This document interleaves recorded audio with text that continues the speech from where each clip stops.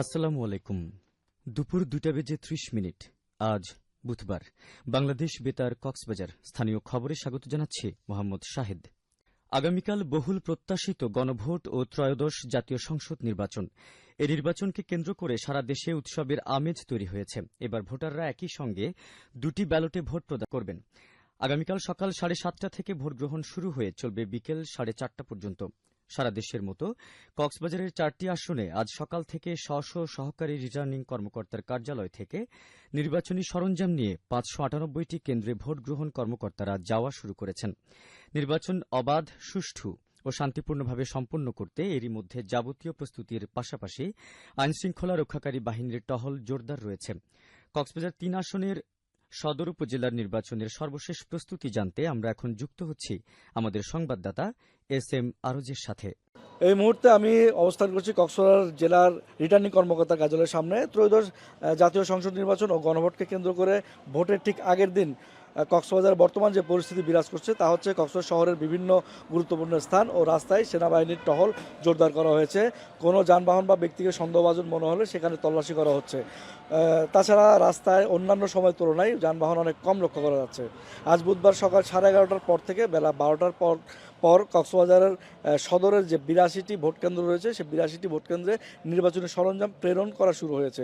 সহকারী রিটার্নিং কর্মকর্তার নেতৃত্বে সহকারী প্রিজাইডিং ও পোলিং কর্মকর্তারা তাদের কেন্দ্রের যে সরঞ্জামগুলো আছে তা বুঝে নিয়ে আইনশৃঙ্খলা বাহিনীর সহযোগিতায় নিজ নিজ কেন্দ্রে নিয়ে যাচ্ছেন। তাছাড়া সার্বিক পরিস্থিতি, আইনশৃঙ্খলা ও আগামীকালের নির্বাচন বিষয়ে আজ বুধবার বিকাল 5টার দিকে জেলা প্রশাসকের কার্যালয়ে একটি সংবাদ সম্মেলন হওয়ার কথা রয়েছে বলে জানা গেছে। এই ছিল নির্বাচনী পরিস্থিতি নিয়ে কক্সবাজার সদরের সর্বশেষ। ধন্যবাদ আরজ আপনাকে। এখন আমরা নির্বাচনের প্রস্তুতি জানতে যুক্ত হচ্ছি দ্বীপ উপজেলা কুতুবদিয়ার সংবাদদাতা আবুল কাশিমের সঙ্গে। অসংখ্য ধন্যবাদ জানাচ্ছি। আমি এই মুহূর্তে আছি কুতুবদিয়া উপজেলা নির্বাহী কর্মকর্তার কার্যালয়ে। আমরা এখানে দেখতে পাচ্ছি যে দুপুরের পর থেকে কুতুবদিয়া উপজেলার যে 38টি ভোট কেন্দ্র রয়েছে সেই 38টি ভোট কেন্দ্রের দায়িত্বপ্রাপ্ত প্রিসাইডিং কর্মকর্তারা এবং অন্যান্য কর্মকর্তা সহ আইনশৃঙ্খলা রক্ষাকারী বাহিনীর সদস্যরা যা ভোটের যে সরঞ্জাম রয়েছে সেই সরঞ্জাম, ব্যালট পেপার সহ অন্যান্য সরঞ্জামাদি উপজেলা নির্বাহী কর্মকর্তার কার্যালয় থেকে সংগ্রহ করে তারা ভোট কেন্দ্রের উদ্দেশ্যে কিন্তু রওনা দিয়েছেন।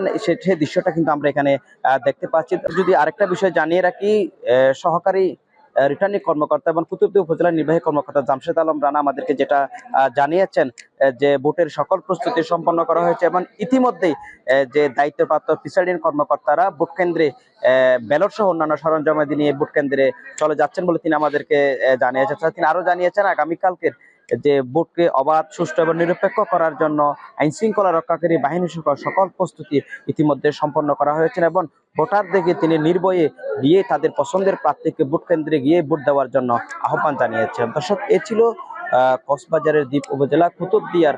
তখন পর্যন্ত আমাদের সাথে থাকার জন্য ধন্যবাদ কাশেম। এদিকে জেলার ঈদগাঁও, টেকনাফ, উখিয়া, চকরিয়া, পেকুয়া সহ অন্যান্য উপজেলায় সকাল থেকে সহকারী রিটার্নিং কর্মকর্তাদের কার্যালয় থেকে ব্যালট বাক্স, ব্যালট পেপার সহ নির্বাচনী সরঞ্জাম নিয়ে ভোট গ্রহণ কর্মকর্তা ও আইনশৃঙ্খলা বাহিনীর সদস্যরা কেন্দ্রে যাচ্ছেন বলে জানিয়েছেন আমাদের সংবাদদাতারা। টেকনাফের 61টি ভোট কেন্দ্রে ভোটের সকল উপকরণ বিকেলের মধ্যে পাঠানো সম্পন্ন হবে বলে জানিয়েছেন সহকারী রিটার্নিং কর্মকর্তা মোহাম্মদ ইমামুল হাফিজ নাদিম। তিনি জানান, টেকনাফের 61টি ভোট কেন্দ্র সিসিটিভির আওতায় আনা হয়েছে। পেকুয়ার 47টি ভোট কেন্দ্রে আজ সকাল থেকে ভোটের সকল উপকরণ পাঠানো শুরু হয়েছে বলে জানিয়েছেন সহকারী রিটার্নিং কর্মকর্তা মাহবুবুল আলম মাহবুব। অপরদিকে ঈদগাঁও উপজেলার 36টি কেন্দ্র ভোটের উপকরণ পাঠানো হয়েছে বলে জানিয়েছেন সহকারী রিটার্নিং কর্মকর্তা। তিনি জানান, উপজেলার সব কেন্দ্রে সিসিটিভি ক্যামেরা বসানো হয়েছে। চকরিয়া উপজেলার 130টি কেন্দ্রে ভোট গ্রহণের উপকরণ পাঠানো শুরু হয়েছে বলে জানিয়েছেন সহকারী রিটার্নিং কর্মকর্তা শাহিন দেলোয়ার। তিনি জানান, নির্বাচন অবাধ ও সুষ্ঠু করতে সব কেন্দ্রে সিসিটিভি বসানোর পাশাপাশি সার্বিক নিরাপত্তা জোরদার করা হয়েছে। গণভোট ও সংসদ নির্বাচনকে সামনে রেখে কক্সবাজারের আইনশৃঙ্খলা পরিস্থিতি নিয়ন্ত্রণ ও ভোট গ্রহণ কার্যক্রম সমন্বয়ের লক্ষ্যে জেলা সেন্ট্রাল কমান্ড সেন্টার গঠন করা হয়েছে। জেলা রিটার্নিং কর্মকর্তার কার্যালয় জানিয়েছে, বিভাগীয় পর্যায়ের কোর কমিটির সিদ্ধান্ত অনুযায়ী গঠিত এই কমান্ড সেন্টার 9 ফেব্রুয়ারি থেকে 14 ফেব্রুয়ারি পর্যন্ত রিটার্নিং অফিসারের কার্যালয়ে এই কার্যক্রম পরিচালনা করবে।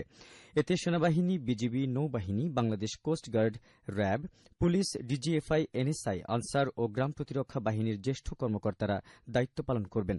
ভোট গ্রহণের আগে, ভোটের দিন এবং ভোট পরবর্তী সময়ের আইনশৃঙ্খলা পরিস্থিতি সার্বক্ষণিক পর্যবেক্ষণ, দ্রুত সিদ্ধান্ত গ্রহণ এবং প্রয়োজনে মাঠ পর্যায়ে বাহিনী মোতায়েনের নির্দেশনা এই কমান্ড সেন্টার থেকেই দেওয়া হবে। অতিরিক্ত জেলা প্রশাসক নিজামুদ্দিন আহমদ বলেন, নির্বাচনী দায়িত্ব পালনে 9 জন জুডিশিয়াল ম্যাজিস্ট্রেট, 34 জন নির্বাহী ম্যাজিস্ট্রেট এবং পর্যাপ্ত সংখ্যক আইনশৃঙ্খলা বাহিনীর সদস্য নিয়োগ করা হয়েছে। আগামী 15 ফেব্রুয়ারি পর্যন্ত সারা দেশে সব ধরনের ড্রোন বা রিমোট কন্ট্রোলড এয়ারক্রাফট সিস্টেম উড্ডয়নের উপর নিষেধাজ্ঞা আরোপ করেছে বাংলাদেশ বেসামরিক বিমান চলাচল কর্তৃপক্ষ বেবিচক। আগামীকাল 12 ফেব্রুয়ারি অনুষ্ঠিতব্য ত্রয়োদশ জাতীয় সংসদ নির্বাচন ও গণভোটকে কেন্দ্র করে সার্বিক নিরাপত্তা নিশ্চিত করার অংশ হিসেবে জরুরি এই পদক্ষেপ গ্রহণ করেছে বেবিচক। গতকাল বেবিচকের জনসংযোগ শাখা থেকে পাঠানো এক সংবাদ বিজ্ঞপ্তিতে তথ্য জানানো হয়। বিজ্ঞপ্তিতে বলা হয়েছে, জননিরাপত্তা নিশ্চিতকল্পে এই সিদ্ধান্ত নেওয়া হয়েছে। তবে এই নিষেধাজ্ঞা আইনশৃঙ্খলা রক্ষাকারী বাহিনী এবং প্রতিরক্ষা বাহিনীর ক্ষেত্রে প্রযোজ্য হবে না। সরকারি বা বেসরকারি কোনো সংস্থা যদি গবেষণা, জরিপ, কৃষিকার্য, পরিবীক্ষণ বা কোনো ইভেন্ট সম্প্রচারের প্রয়োজনে ড্রোন ব্যবহার করতে চায়, তবে তাদের যথাযথ প্রক্রিয়া অনুসরণ করতে হবে। আবহাওয়া আগামীকাল দুপুর 12টা পর্যন্ত 24 ঘণ্টার পূর্বাভাসে বলা হয়েছে, আকাশ অস্থায়ীভাবে আংশিক মেঘলা সহ আবহাওয়া প্রধানত শুষ্ক থাকতে পারে। সেই সাথে মধ্যরাত থেকে সকাল পর্যন্ত হালকা কুয়াশা পড়তে পারে। কক্সবাজার সমুদ্র বন্দরের জন্য কোনো সংকেত নেই। আগামী 24 ঘণ্টায় দিন ও রাতের তাপমাত্রা প্রায় অপরিবর্তিত থাকতে পারে। আজ সূর্যাস্ত যাবে বিকেল 5টা 48 মিনিটে। আগামীকাল সূর্যোদয় হবে ভোর 6টা 25 মিনিটে। আজকের সর্বনিম্ন তাপমাত্রা ছিল 17.6 ডিগ্রি সেলসিয়াস এবং সর্বোচ্চ তাপমাত্রা ছিল 29.5 ডিগ্রি সেলসিয়াস। এখন জানিয়ে দিচ্ছি বাঁকখালী নদীর মোহনা ও সংলগ্ন এলাকার সামুদ্রিক জোয়ার ভাটার সময়সূচি। আজ ভাটা শুরু হবে বিকেল 5টা 52 মিনিটে, চলবে রাত 12টা 45 মিনিট পর্যন্ত। জোয়ার শুরু হবে রাত 12টা 45 মিনিটে, চলবে আগামীকাল সকাল 6টা 14 মিনিট পর্যন্ত। পুনরায় ভাটা শুরু হবে আগামীকাল সকাল 6টা 14 মিনিটে, চলবে আগামীকাল দুপুর 12টা 51 মিনিট পর্যন্ত। খবর শেষ হল। আমাদের পরবর্তী খবর প্রচারিত হবে আজ বিকেল 4টা বেজে 30 মিনিটে ইংরেজিতে।